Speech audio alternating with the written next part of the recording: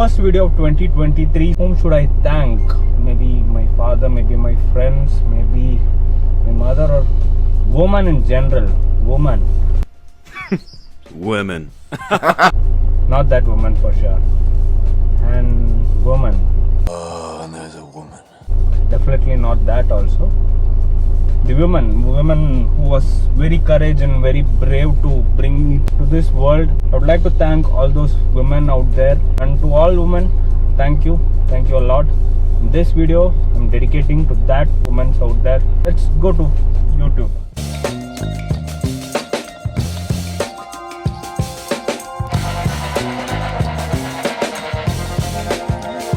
Welcome back, guys. So it's getting difficult day to day. I'm not sure how is this YouTube journey is going to be, but still I always wanted to come up with a lot of good videos and good content, that I'm making sure that I'm giving you good content here.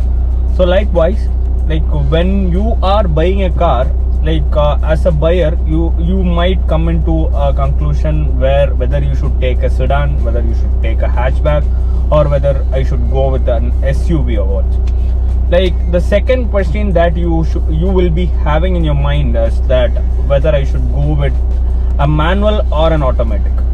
So that is all our video is about for today. So I'm here to give you a clear understanding of what are the type of transmissions that we have currently in our country.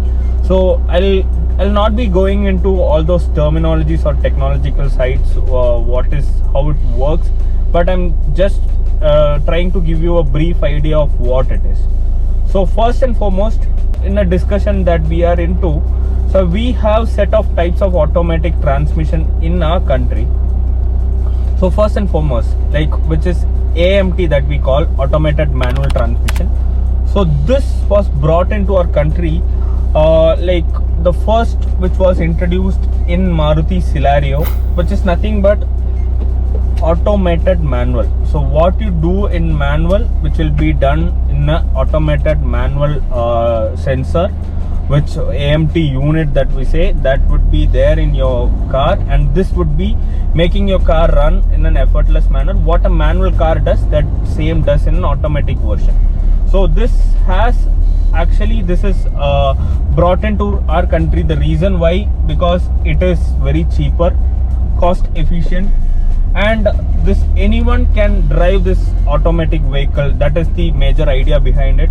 So earlier back then, automatic cars, which is pretty expensive. So this automated manual transmission that was brought into an idea by Maruti, which was brilliant idea, which anyone can buy automatic cars. So the first advantage is that this car gives the same fuel efficiency as which your manual car provides, but this car feels you very slow in response to the gear shifts. So that is a negative side that we talk about this. So the very slower response that it gives in its transmission, and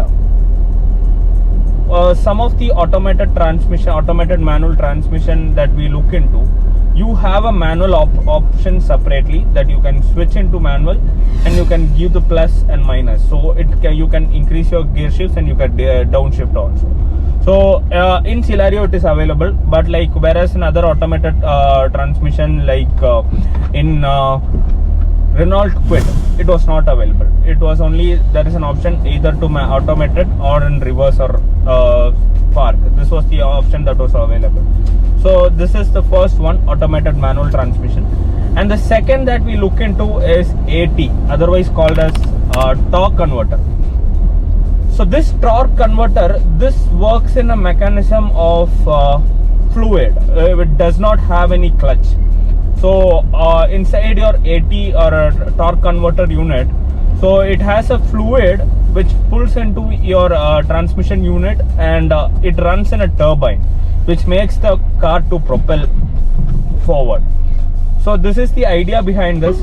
The major plus with this transmission is that it will provide you immense amount of torque in it, used for bigger engines. So some of the examples are all the automated transmissions that you see in Innova or in Fortuner, and the latest vehicles like Safari had this torque converter, and lot of such bigger vehicles with bigger engines which has this torque converter, which makes your car run in higher revs. So initial throttle would be more higher, which would make your car run in a higher throttle. So the first advantage as we talk about this is actually this has a huge amount of reliability, where the cars that you've seen back in 15-20 years back are still running on road with no periodicals or even if you are not maintaining it well, this will run. But still always better to have a proper maintenance on your transmission as well. So this is huge reliable, and this has, as I said about the torque, this has higher amount of torque revs, so that is an other advantage which makes your car run easy and efficiently. And the major negative aspect that we see about this torque converter is that this car, since it is running in a higher revs and higher torque, this car has this transmission would be having a very less fuel efficiency. So that is what torque converter goes. So, and the reason behind I'm not giving you the exact explaining in detail about those transmission is because you might get confused, or else after seeing this video, when you the major idea behind this video is to give you a conclusion which car that you can choose it wisely. So the next one that I'm talking about in our part is CVT or IVT, which is some Hyundai cars branded it as IVT, or otherwise commonly called as CVT. Continuous variable transmission that we say, and IVT is branded by Hyundai and Kia actually. So they use a name called IVT or IVT that we say. And what is this transmission does? So this transmission is in the worldwide, all the petrol engines are using this CVT transmission. So to give you a small idea about CVT, that we say this car does not have any gear. This car we called as steps. So this steps runs in the form of a pulley and a belt. So this in a form of one pulley would be there in the engine, and another pulley would be there in the transmission, and this runs with a belt, and this provides you as per the ratio of RPM, this provides you a torque as an output. So that is how this car drives actually. So this transmission unit particularly used in a lot of petrol engines, in our country you have Baleno CVT, you have Datsun CVT, and most of the Honda cars holds this CVT.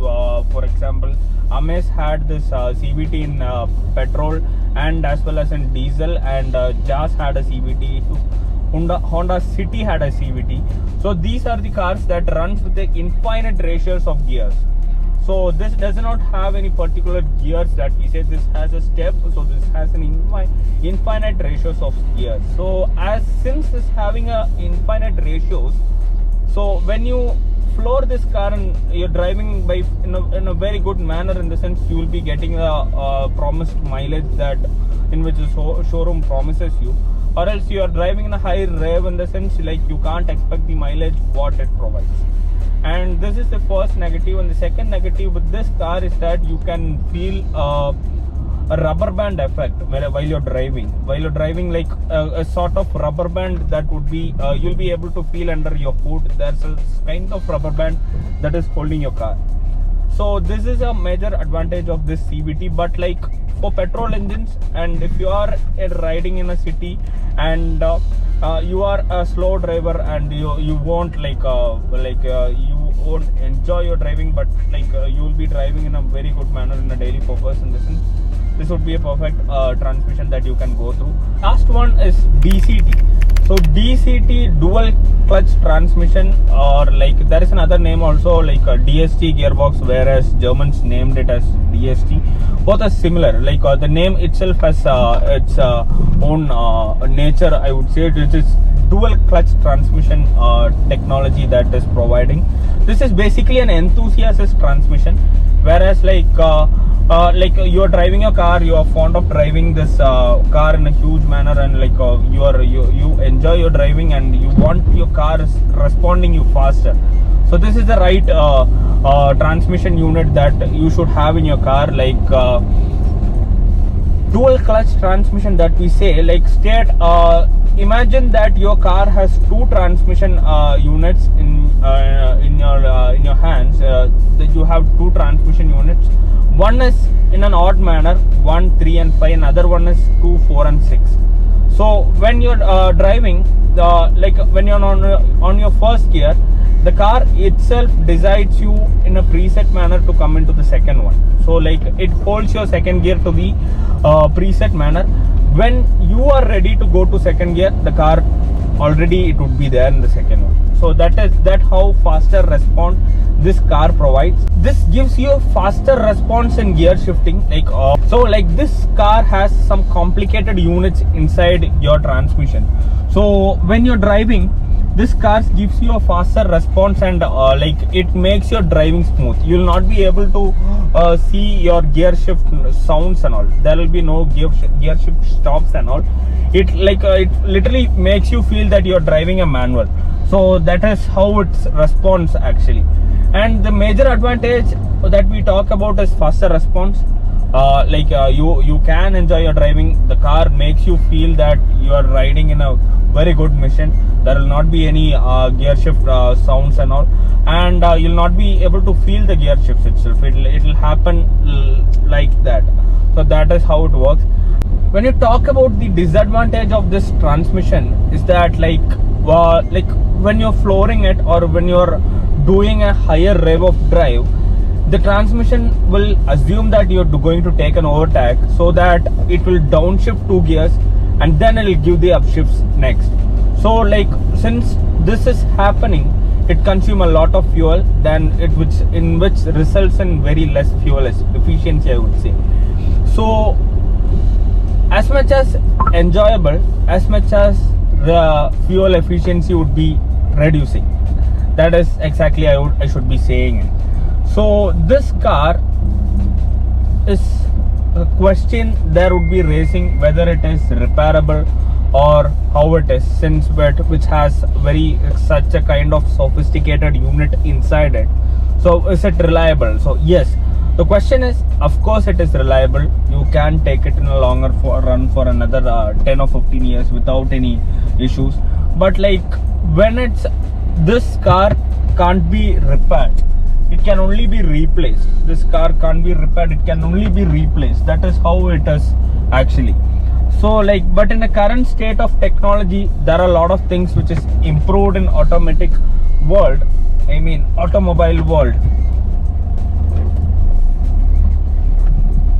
You can obviously repair it. So the question why we are doing this video is because like there is a lot of questions like is it a right time to take an automatic car? Yes, of course you can go with an automatic car in the current state of scenario. Like in a current world, like it takes a lot of effort, which reduces your driving effort. Anyone can drive your car, anyone can drive a car. So that is why this automatic has been brought into picture. And like since it has a creeping function, so you don't have to focus on your clutch. So like simply put your gear into drive and drive it along. That is how it works. So and you can also as I said you, in the automated transmission, manual transmission, so it has such a kind of flaw, that is it doesn't have any hill assist.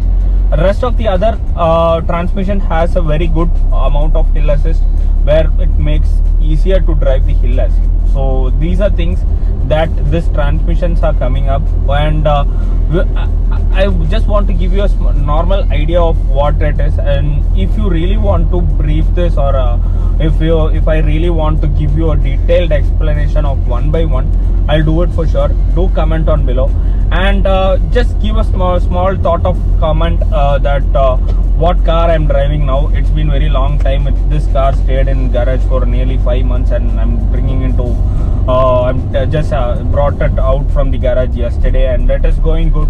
And just comment down below what car I'm driving. Guess it. And if you really want to know it, just come to my Insta page. My Insta link is below down. Just follow my Insta as well. And to bring in a lot of content like that, do share, do like and comment, and don't forget to subscribe as well. So I should be saying this every time, since we are into YouTube for another like it's been nearly 1 year since I came to YouTube, but since then the journey is very struggle, I would say, but definitely will reach into higher heights definitely one day. So we are coming up. So like until then, next video, this is Nithi signing up.